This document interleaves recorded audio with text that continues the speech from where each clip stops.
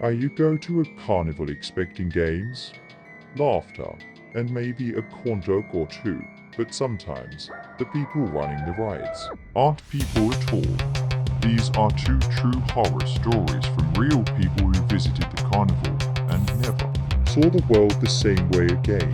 Welcome to Dead Hour Chronicles. If you're into creepy stories that stay with you long after the lights go out, you're in the right place. Tonight, I bring you two disturbing real-life encounters at local carnivals. One ends in tragedy, the other still unresolved. So buckle up, and if you're watching this at night, maybe leave the lights on. Story 1. The Girl in the Yellow Hoodie, submitted by Alex Militers. Location: Ohio State Fair, Tour 18. I was 17 when this happened. My sister Rachel was 14. We were close, more like best friends than siblings. Every summer, we'd hit the Ohio State Fair. Same rides, same food, same overpriced lemonade. But that year, something felt off the second we walked in. The air smelled metallic, like old blood and wet wires. The lights on the Ferris wheel flickered weird, like Morse code. I laughed it off. Rachel didn't. She clung to my arm tighter than usual. "You feel that?" she asked. "Feel what?" "Like we're not supposed to be here." I told her she was being dramatic. I wish I'd listened. We split up near the midway. I told her to check out the funhouse while I grabbed drinks. 5 minutes tops. I never should let her go alone. 10 minutes passed. Then 15. I went to the funhouse. "Hey," I asked the right guy, "you see a girl in a yellow hoodie?" He nodded. "She went in. Did she come out?" He frowned. "Don't think so." I ran in. Mirrors, lights, stale popcorn smell. No Rachel, but I found something, folded neatly on the funhouse floor, her yellow hoodie. She never took it off. Inside the hoodie, written in black marker, "You shouldn't have let her go." I froze. My heart hammered in my ears. I turned around, and in the mirror behind me, I saw her, Rachel, only she wasn't moving, not even blinking. She was inside the mirror. If you're feeling chill right now, you're not alone. Hit that subscribe button if you want more true horror stories like this, because the next one, it's even darker. I ran to security, screamed that my sister was missing. They didn't care. We get kids hiding all the time. One of them said, "She'll turn up." But she didn't. The police came, searched the whole fair. Nothing. But 2 weeks later, a box showed up at our front door. No label, no return. Inside, a Polaroid. Rachel standing in the mirror maze. But behind her, a man in a clown mask, holding scissors. In the mirror reflection, more kids, at least a dozen, pale, still, watching. My parents broke down. We moved across the country a month later. But it didn't stop. Every July since then, I get a text from Rachel's number. No words, just coordinates. Always near a different state fair. And last year, I made the mistake of following one. When I arrived at the location, it was abandoned, but inside one of the trailers, a wall covered in mirrors, and in one of them, I swear to God I saw her face. If you ever get a feeling that something isn't right, listen to it. Because the second you ignore it, that might be the moment you lose someone forever. Story 2. The Cotton Candy Man, submitted by Sorakayak. Location: Yokohama, Japan. 2021. I was visiting family in Yokohama that summer. Small town, beautiful streets, nothing out of the ordinary. One night, my little cousin Emir begged me to take her to a traveling carnival just outside the city. It was small, barely 10 rides. The lights were dim. The music coming from the speakers was warped, like a record melting in heat. Something about the place made me nauseous. Emir didn't seem to care. She dragged me to a cotton candy stand, giggling like a maniac. The vendor was strange. wearing a white suit that looked like it hadn't been washed in years. A surgical mask covered his face and his eyes. They didn't move, like painted on, just staring. He spun Emiya's candy with unnatural speed. I blinked, and it was done. A perfect pink swirl. He handed it to her with one hand, while the other held a tiny box cutter. Then he whispered, "You'll be next." I froze. What did you say? He said nothing, just turned and walked into the shadows behind the booth. 5 minutes later, Emiya started acting weird. She wasn't talking, just chewing hard. I asked what she was eating. She wouldn't answer. Then I saw her lips blue, her tongue swollen, like she was choking. I yanked the cotton candy from her hand.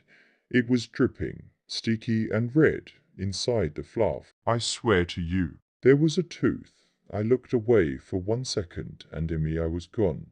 I ran through the fair, screaming her name. People looked at me like I was crazy. I went back to the cotton candy stand.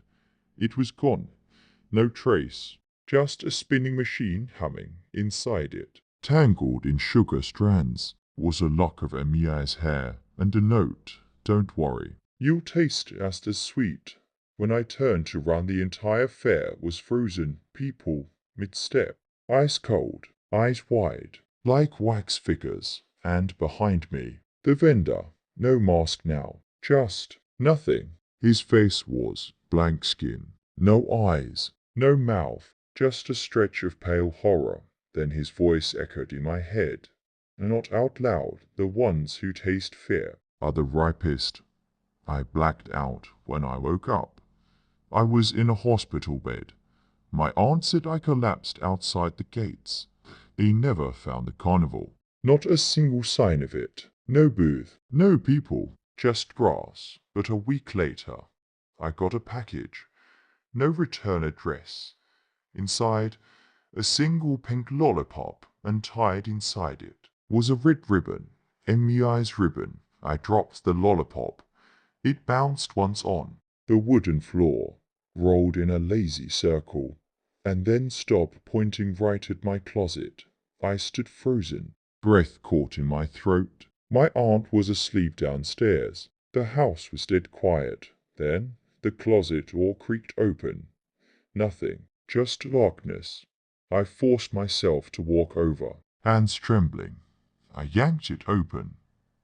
Empty, except for one thing. Taped to the back wall was a photo, a grainy still from a security cam. It showed me standing at the carnival entrance with Emiya beside me. But here's the thing. I was alone at night.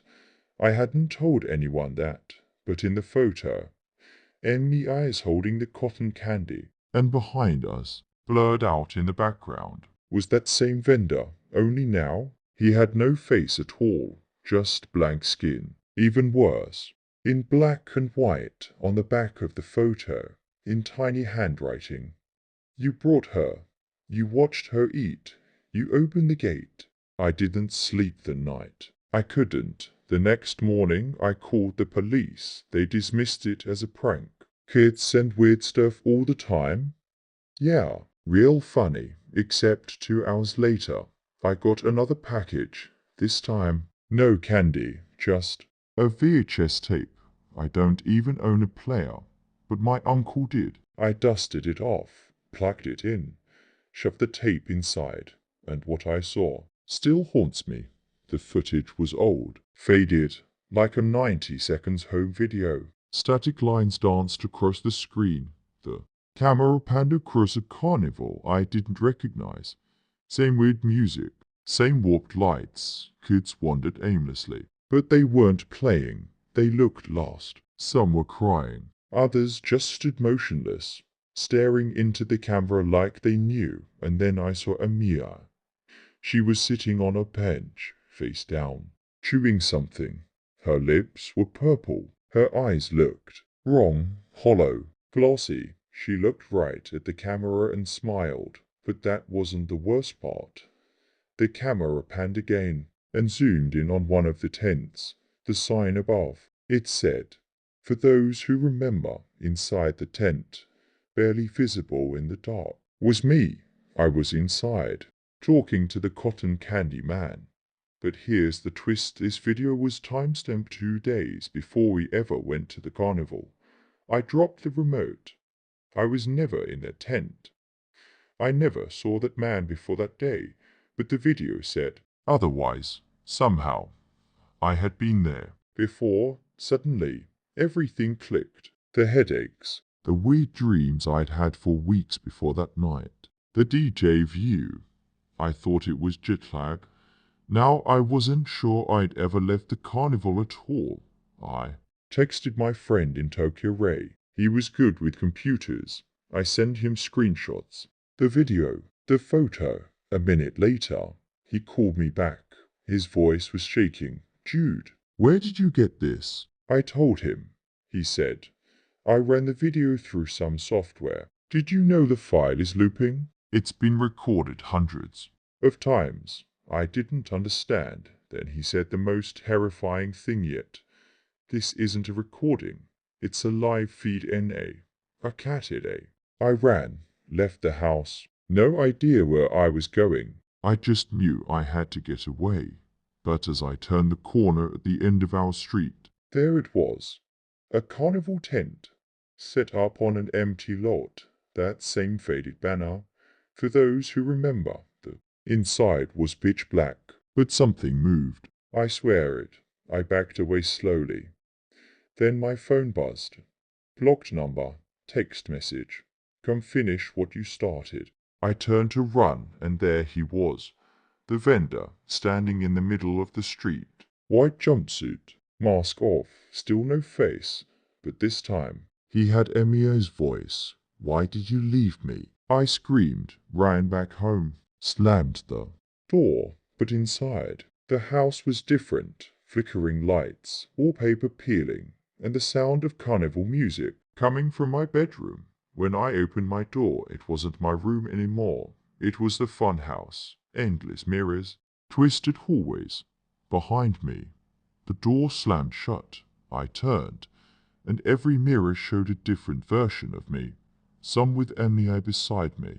Some where I was the vendor. Then I saw it. A mirror labeled exit. I ran toward it, but slammed into glass. It was a trap. Behind me, laughter echoed, slow, warped, familiar. I turned. The cotton candy machine was there again, spinning, only this time. It was spitting out something red, not sugar, meat. Then the machine stopped, and a figure stepped out from behind it. It was Emiya, but older, maybe 20, eyes black, lips cracked. She pointed at me. One of us has to stay, she whispered. You brought me here, now. Trade. I stepped back, but every mirror reflected her now. Dozens of her, hundreds, all whispering at once. Trade, trade, trade. I closed my eyes, screamed, and woke up on my bed. Sunlight pouring in. Phone beside me. No texts, no photos, no tape. Had it all been a dream? I turned to sit up, and on my nightstand was a new lollipop, pink, still warm. Be careful chasing sweet things. Some predators use joy like bait, and once you take a bite, they never stop feeding. What would you do if your sister vanished into a mirror? Or if your cousin was eaten by a man who didn't have a face? Real horror doesn't need monsters. Sometimes it just needs a carnival. And guess what? Part 2 is coming. Comment trade if you want to know what happens next, and subscribe to Dead Hour Chronicles before midnight, or you might get a package next. So if you've ever experienced something strange at a carnival, send it in. And if you want more stories that chill your bones, hit that subscribe button right now. Just don't go looking behind the funhouse mirrors. You won't like what's watching back.